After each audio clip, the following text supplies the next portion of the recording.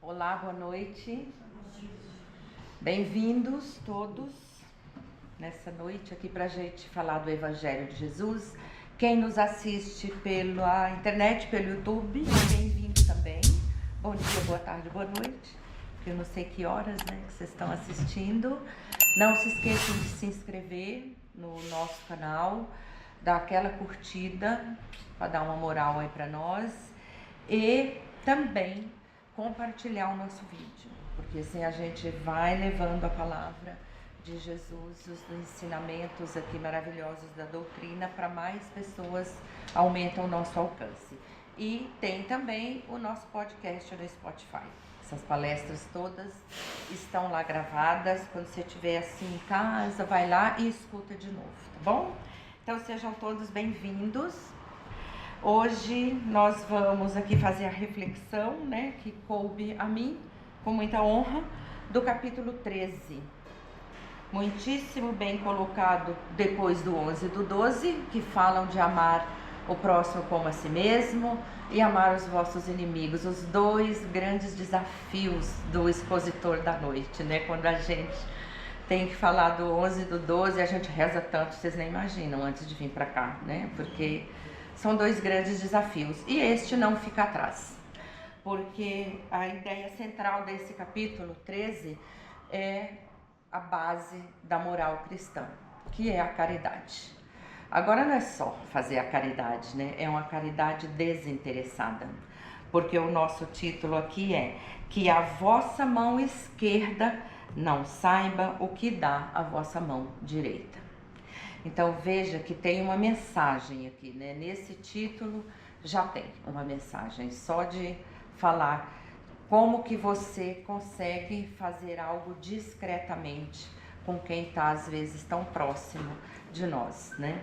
Que é a questão da caridade, porque fazer a caridade sem querer nada em troca é algo que parece que está na nossa essência, que é fácil da gente fazer, mas não é.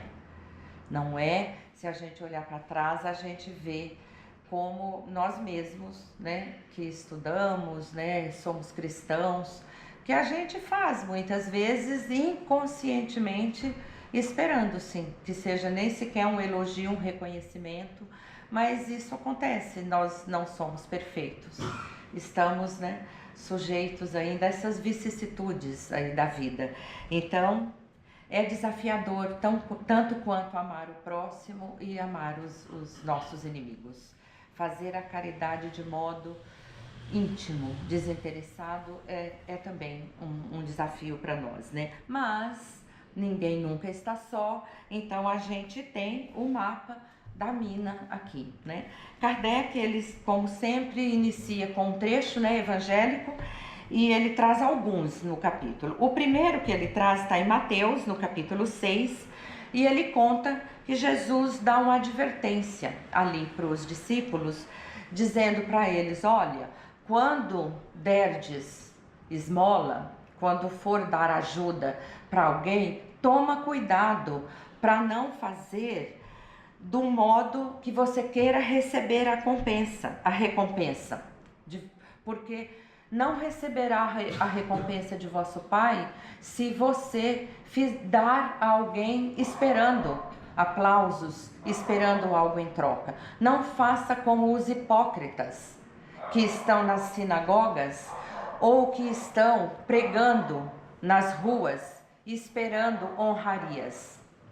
Porque quando você faz a caridade em segredo, Deus vê o que é feito em segredo e aí ele recompensa. Só ele vê o que é feito em segredo.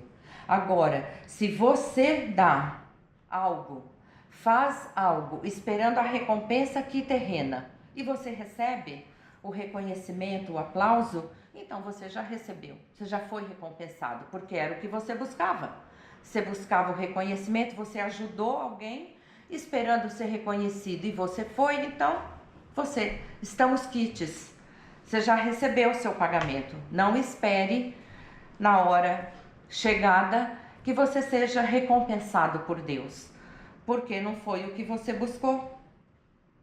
a recompensa dele, você buscou a recompensa daqui da terra e esta você recebeu. Então vejam que seriedade disso, né? Porque muitas vezes, como eu disse, inconscientemente a gente faz isso. Então o nosso grande desafio é fazer com que esta mão não veja o que esta dá. Agora, por que Jesus que ele usou essa metáfora das mãos? Né? Por que ele não falou de outro modo? Primeiro que ele usava elementos que fossem fáceis de compreender. A gente faz muito junto as duas mãos, né? A gente não faz tudo com as duas mãos, segura com uma, arruma com a outra, costura. Então, quando a gente fica privado de uma mão, a gente tem muita dificuldade de fazer nossas tarefas com uma mão só. Então, é difícil de você fazer algo sem usar as duas. Então, veja como é difícil de você fazer algo ali, ó, na miúda, quietinho, com quem está perto de você. Você ajudar, você dar algo a alguém perto de você, sem que outro saiba que você está fazendo e sem que você constranja aquele que está recebendo, sem humilhar aquele que você está ajudando. Então, isto é desafiador, né? Fazer a caridade sem assumir uma postura de superioridade. Nós temos preparo para isso, né? Porque nós conhecemos a moral de Cristo. E caridade faz parte de toda religião. Porque pelo sim, pelo não, todas as religiões fazem caridade. Porque caridade é o pilar da moral de Jesus. Do Espiritismo nem se fala, quando a gente diz fora da caridade não há salvação. Então, se você ama o próximo como a si mesmo, se você ama seus inimigos dentro do que a gente consegue, não odiar, não prejudicar, nós estamos fazendo caridade. Então, de cara, a gente já tem aqui mesmo, na sequência dos capítulos, a oportunidade de refletir que a caridade não é só algo material, né? Tem muita coisa que quem não tem posses é capaz de fazer e de ser caridoso. E Jesus fala disso. Então, quando ele fala essa questão de que pregavam na praça pública, ele estava falando dos sacerdotes lá do Sinédrio, que iam pregar, faziam horas de oração, infindáveis orações lá na praça pública, porque a religião lá naquele tempo estava intrinsecamente ligada com a vida pública, com a vida social. Era tudo muito misturado. Não tinha essa separação que a gente tem. Então, eles, os religiosos, iam fazer isso porque queriam ser reconhecidos como bons sacerdotes, como aqueles que representavam mais a lei, aqueles que estavam mais próximos de Deus. Então, sim, eles bradavam ali esperando algo em troca, mas era também pouco parte daquela cultura, daquela sociedade, porque a religião era misturada. E para Jesus, religião ela tinha um sentido mais íntimo. Aliás, ele nem falava em religião. Ele nunca falou de fundar uma religião, né? Nunca, não era das falas de Jesus propagar esse tipo de ideia. Não é mais para ele. Religião era transformação moral, era o que era nosso interior.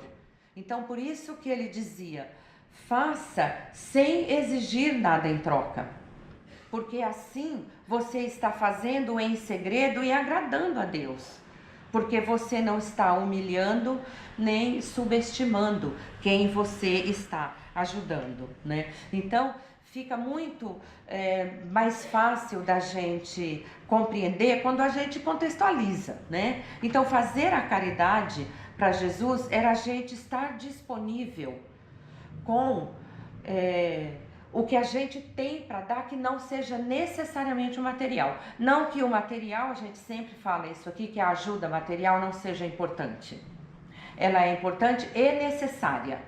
O que ele está dizendo aqui é da questão interna, de você dar esperando algo em troca.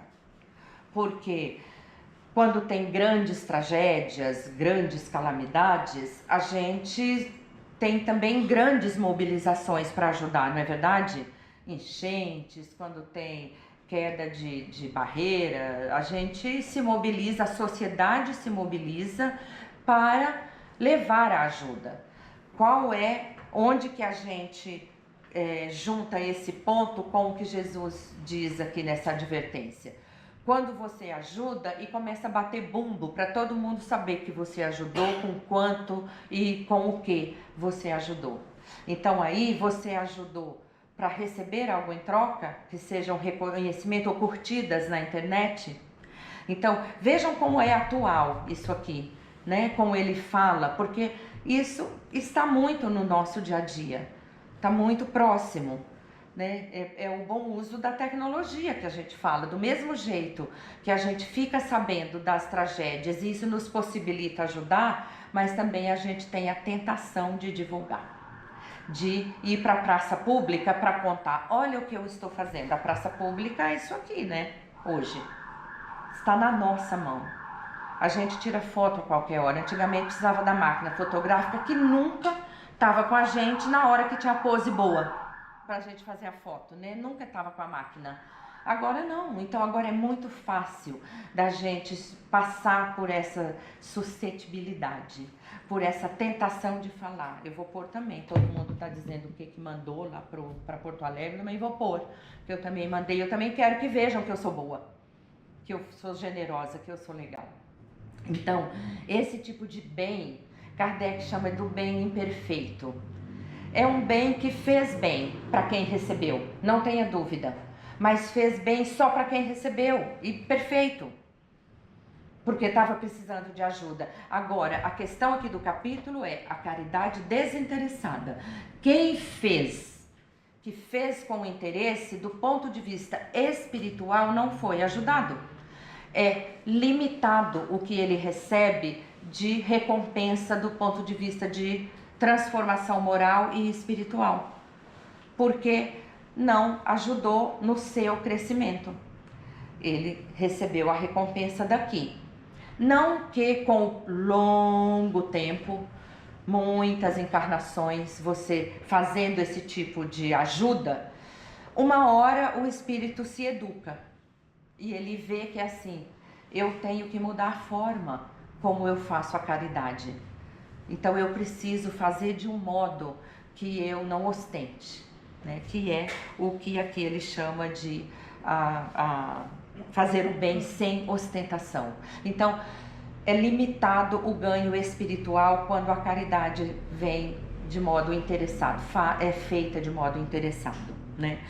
E sem dizer que aqui também ele traz uma lição incrível, que é dos infortúnios ocultos. Quantos infortúnios ocultos não tem perto da gente? Né? Quanto sofrimento, e muitas vezes a gente não escuta, a gente não vê. Né? Pessoas perto de nós, às vezes emocionalmente desmoronada, e a gente não vê para a gente praticar a caridade, de falar, de escutar a pessoa, né? De dar uma atenção. Quantos idosos não tem perto da gente, nossa família, pais de amigos, que são invisíveis numa reunião de família. Isso é falta de caridade, né? Então, quando a gente acolhe, a gente é caridoso. Quando a gente escuta, a gente é caridoso. E qualquer um pode dar. Não precisa ter a abundância para doar. Então, veja que isso é muito importante quando a gente fala, porque chama a nossa atenção para uma observação de como que eu me comporto com relação ao outro, né? O que eu quero para o outro é o que eu quero para mim. Se fosse eu que tivesse tão emocionalmente arrasada, sofrendo com uma dor, com uma angústia, e ninguém me escuta, e não tem ninguém com quem eu possa conversar. Então, quando ficamos atentos, abrimos nossos olhos e ouvidos, a gente começa a ver coisas que até então estavam absolutamente invisíveis para nós, né? Então, Kardec traz uma passagem linda de uma senhora, né, que é uma personagem que nem nome tem, que era uma senhora muito distinta. ou seja, muito rica, né? Foi como ele descreveu. Todas as manhãs ela saía com sua filha adolescente. Ela vivia no luxo, mas ela saía vestida de modo simples. Pegava sua carruagem lotada de coisas que ela ia doar, remédios, alimentos, roupas, e saía com essa filha. Ela ia de casebre em casebre, deixava a carruagem longe para não ostentar. E ela entrava naquelas casinhas humildes, não se identificava. Ah, eu sou fulana de tal. Não se identificava, ela ajudava, ela levava o conforto, como diz Kardec, ela levava a caridade condimentada com palavras e consolações. Então ela levava a caridade temperada com a escuta, com a fala generosa de acolhimento. E assim ela fazia e voltava no fim do dia para casa. E ele pergunta no final aqui do trecho, ele fala assim: era ela espírita? Ele mesmo responde: que importa? Não importa. Não importa a religião, porque quando a gente faz essa caridade do íntimo, a gente faz para judeu, para católico, para umbandista, para evangélico, para espírita, para todo mundo. E quem está precisando e recebe não pergunta qual a sua religião, então não quero sua ajuda, não é? Então a caridade, ela faz parte da moral do Cristo e é a base do cristianismo por isso. Porque não importa, é fazer o bem de modo desinteressado a quem quer que esteja precisando, não é? Então, ele traz aqui também a ajuda aos pobres e aos estropiados, né? Aí você fala assim, Jesus falou para quem ia dar um festim, ele falou: se você for convidar pessoas para o seu festim, para a sua festa, não convide seus amigos, não convide os ricos, não convide seus amigos, seus familiares. Aí você fala: caramba, mas Jesus está falando para eu fazer uma festa e não convidar meus amigos, meus irmãos? Isso não é possível que Jesus falou isso e não quis dizer isso.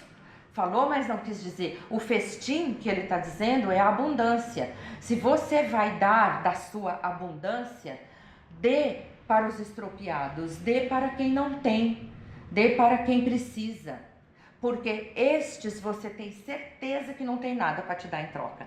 E quando você dá da sua abundância para quem tem muito, pode parecer que você está dando porque você vai receber algo em troca. Porque você quer receber algo em troca.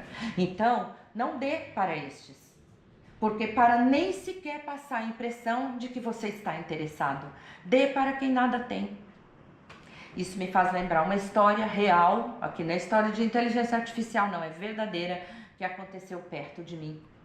Um tio tinha uma meia dúzia de sobrinhos e uns 2 moravam fora de São Paulo e eram bem abastados. E quando vinham visitá-lo, de quando em quando, ele comprava muitos presentes para dar para essas crianças. E um dia, depois de fazer isso muitas vezes, um dos irmãos falou para ele assim: você dá muito para quem não precisa. Olha como conversa com isso. Você dá para quem tem muito, para quem não precisa, enquanto você tem sobrinhos aqui que passam necessidade. Na hora, essa pessoa ficou ofendida e falou grosso: eu dou para quem eu quiser os presentes.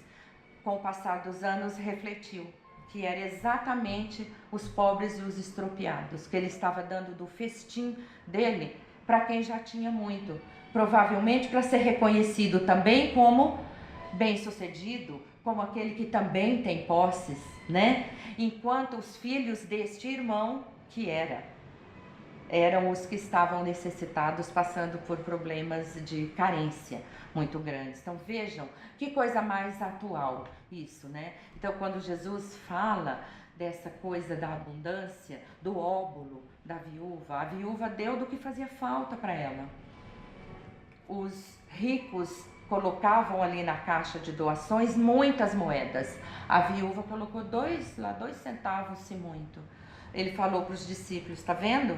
Ela deu muito mais que eles, porque ela deu do que faz falta para ela. Eles deram da sua abundância, eles deram do que sobra para eles. Então ela deu muito mais do que do que eles, né? Então, gente, esse capítulo traz para nós uma mensagem importantíssima da não falácia com relação ao que a gente doa. Quando o leproso se aproximou dele, quando ele desceu da montanha depois do Sermão do Monte e falou para ele: Senhor, se quiserdes, podes me curar. Jesus falou: eu quero. Foi lá e tocou o leproso sarou na hora. E Jesus falou para ele: ó, boca fechada, não conta para ninguém, mas vá até o Sinédrio e mostre ao sacerdote que se cumpriu a lei de Moisés. Ué, mas Jesus falou que não era para contar para ninguém e mandou ir contar para os poderosos? Por quê? Porque a lepra naquele tempo, o indivíduo que tinha lepra era totalmente isolado da sociedade. As cidades eram fechadas e ele tinha que ficar fora da cidade. E não se admirem não, porque no Brasil era assim até os anos 1960. Tinha os leprosários, os hospitais leprosários, e as pessoas tinham que ficar lá nesses hospitais longe de suas famílias. Então até esses dias, qual a diferença dos nossos dias da hanseníase, nos nossos dias com os dias de Jesus? Lá, além de ser contagiosa, ele era considerado impuro, pecaminoso pela lei de Moisés. Então, quando Jesus falou para o leproso: vá ao Sinédrio e mostre para o sacerdote que se cumpriu a lei de Moisés, ele quis dizer: é só o sacerdote que é capacitado para dizer que você está curado, para você voltar à sua vida. Então, por isso que ele tinha que ir contar, porque Jesus não fazia da sua missão um espetáculo, mas ali também tinha um ato de ajuda. Vá lá e conta para o sacerdote: sarei. O sacerdote dava um tipo de atestado de saúde, né, para ele: você está limpo, está curado, e voltaria à vida, ao trabalho e à família. Então veja que não havia uma única frase que saía da boca de Jesus que não tinha um ensinamento, que não tinha um proveito, não é? A base principal de seus ensinamentos é o que este capítulo traz, e outros mais para frente trarão, que é a caridade. Com a diferença que aqui ele já começa falando: é para fazer caridade, não é para bater bumbo. Faça, mas faça do fundo do seu coração, que seja material ou que seja moral, porque a moral todos temos condições de dar. Como sempre, a gente convida vocês a ler o capítulo, porque estas são reflexões à luz do meu entendimento. Então, convido vocês a lerem. É recheada de história boa aqui, né? E se a gente traduz aqui para os nossos dias, caem feito uma luva. Então vamos agora manter, né, essa nossa atmosfera gostosa e receber o nosso irmão que vem trazer a mensagem da noite. Seja bem-vindo, irmão.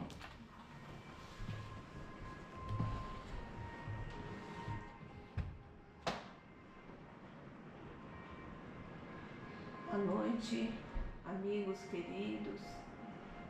Boa noite a todos desta casa que eu sinto tanta alegria em poder retornar, para poder estar pertinho de vocês, desfrutando dessa noite agradável, ouvindo, né, conceitos do Evangelho trazido pela nossa querida irmã, com muita profundidade, inclusive, momentos bons para refletirmos daqueles tempos em que Jesus esteve entre nós, trazendo também a sua proposta de renovação para a humanidade, uma humanidade que estava sobrecarregada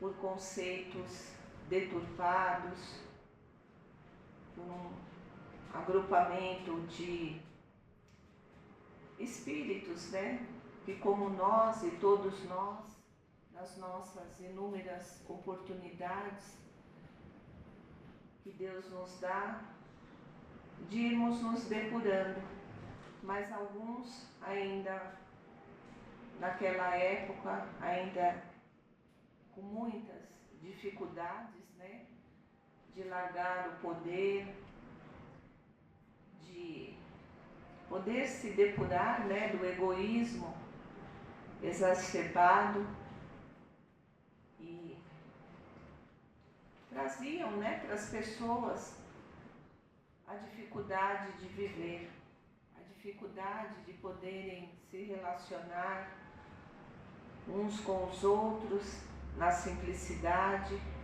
no carinho. Precisavam estar sempre atentos, né, a tudo que ouviam para poderem conquistar o pouco que lhe restava da oportunidade que aquela sociedade na época permitia.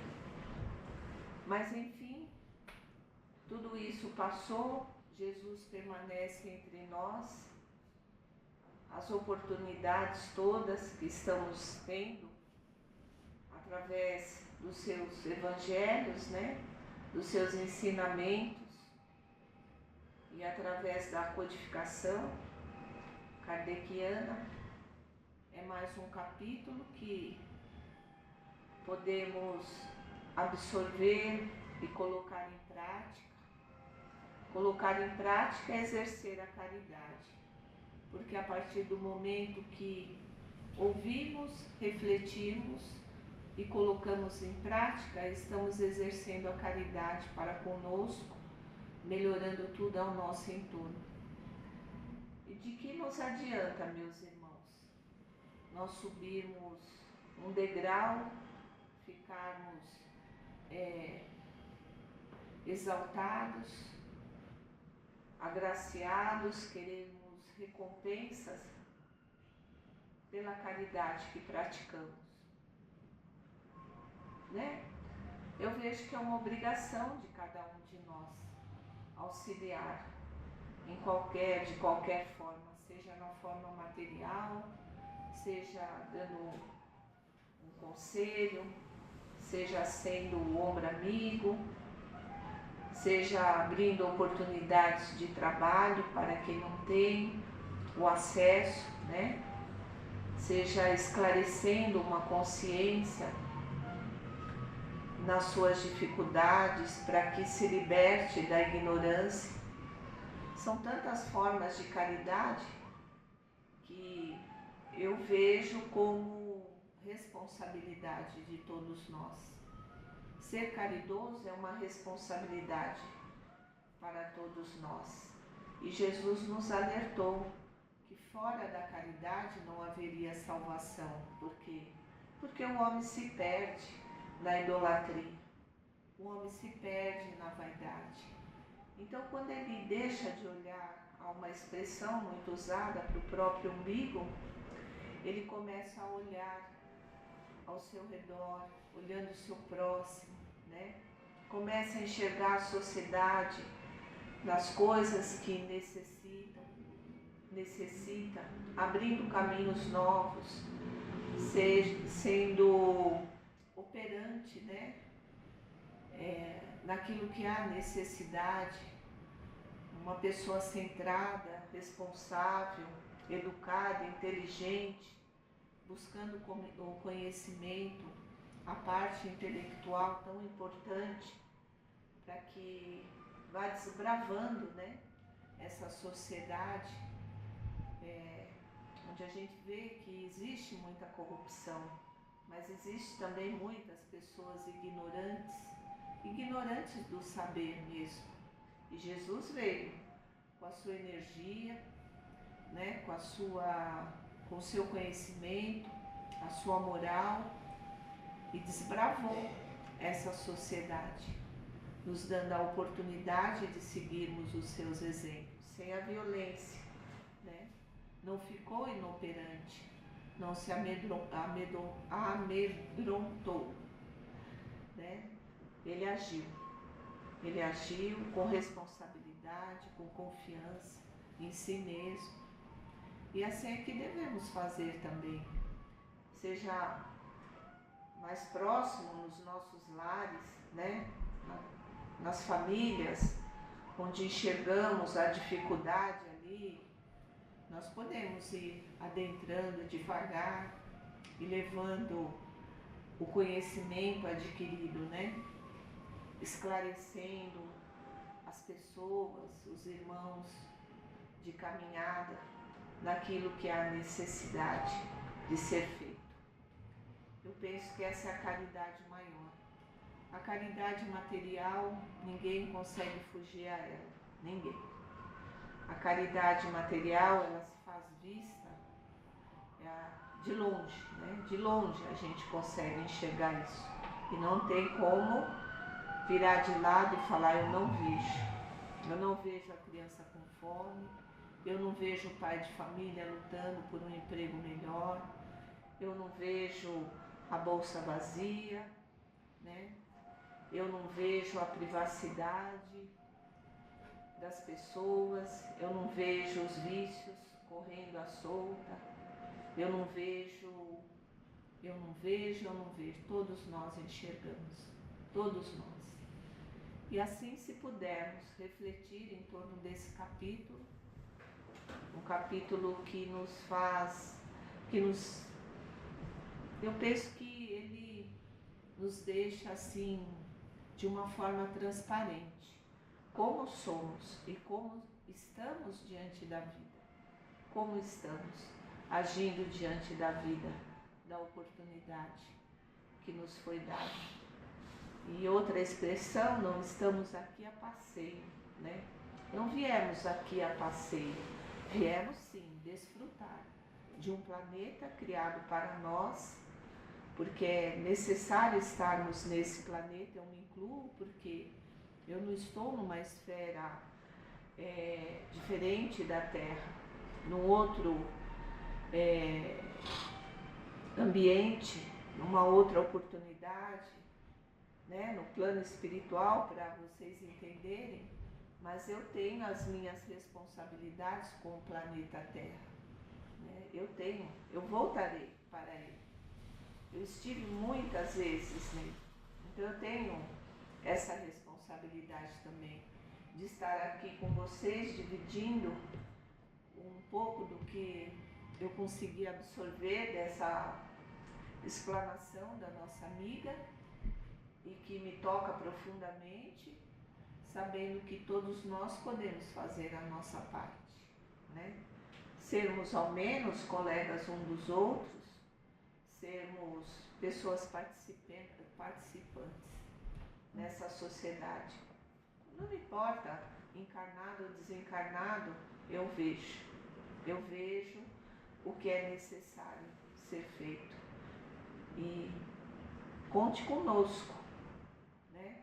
Estando aqui na casa ou em conexão com a casa, em sintonia com a casa, estaremos juntos, né? Estaremos juntos, emanando os bons pensamentos uns para os outros, procurando auxiliar nas demandas de vocês, né? Cada um fazendo a sua parte, porque é necessário se movimentar, fazendo a sua parte, para adquirir autoconfiança, autorresponsabilidade, né? Mas nós precisamos nos movimentar um pouquinho mais. Estudando, né? É um dos caminhos, refletindo, é outro caminho, se posicionando com segurança diante da vida, é outro caminho. Oração não pode faltar, de manhã, antes de dormir, é outro caminho, eleva, acalma, sintoniza. Sintonizar com o quê? Sintonizar com o Pai, né? Com as esferas espirituais que estão atentas a tudo que está acontecendo no planeta Terra. É um religar, né? A oração liga ao Pai, né? Então vamos praticar, vamos estar nesse trabalho constante. Que Deus nos abençoe e que em breve poderemos estar juntos novamente. Sei que na semana que vem estarão todos aqui, com muito prazer, com muita alegria. Eu deixo meu abraço, meu carinho, meu afeto e Uma boa noite a todos. Deus abençoe a todos. Muito obrigada, irmão querido. Sempre, sempre muito bem-vindo aqui para falar aqui na tribuna conosco. Muito agradecidos. Então, assim, meus irmãos, vamos manter os olhos fechados e vamos dirigir uma breve vibração, agradecendo sempre em primeiro lugar a Deus Pai misericordioso, pelo que recebemos aqui essa noite, pela oportunidade de termos estado aqui. Agradecemos nossos mentores individuais que nos trouxeram, nos acompanharam até aqui. E vamos pedir a Deus Pai, Jesus e seus auxiliares, Maria, nossa Mãe Santíssima, que se conosco nos momentos difíceis, nos nossos desafios, nas nossas fraquezas, que nunca nos deixe sós. Sabemos que estamos sempre acompanhados, mas ajude-nos a ter essa consciência, pois assim nossas ações ficarão certamente mais consolidadas no amor de Cristo. Tire de nós as dores, os sofrimentos, as angústias, as aflições, os medos. Reforça em nós a fé, para que cada dia, cada passo mínimo que nós demos em direção ao alto seja um passo seguro, com uma postura de vontade de crescer espiritualmente frente à vida, como nosso irmão nos disse.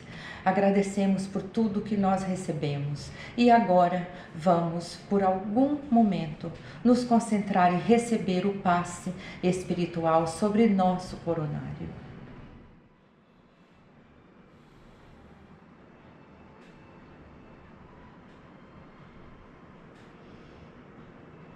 Muito obrigada, irmãos queridos que estiveram aqui para nos auxiliar, nos inspirar e transmitir esse passe de restabelecimento em nós todos. Sigam todos em paz e que a paz de Jesus esteja no lar de vocês, e nos despedimos com a oração que Jesus nos deixou. Pai nosso que estais no céu, santificado seja o vosso nome. Venha a nós o vosso reino. Seja feita a vossa vontade, assim na terra como no céu. O pão nosso de cada dia nos dai hoje. Perdoa nossas ofensas, como perdoamos a quem nos tem ofendido. E não nos deixeis cair em tentação. Livra-nos, Senhor, de todo mal. Graças a Deus, graças a Jesus. Um excelente resto de semana a todos.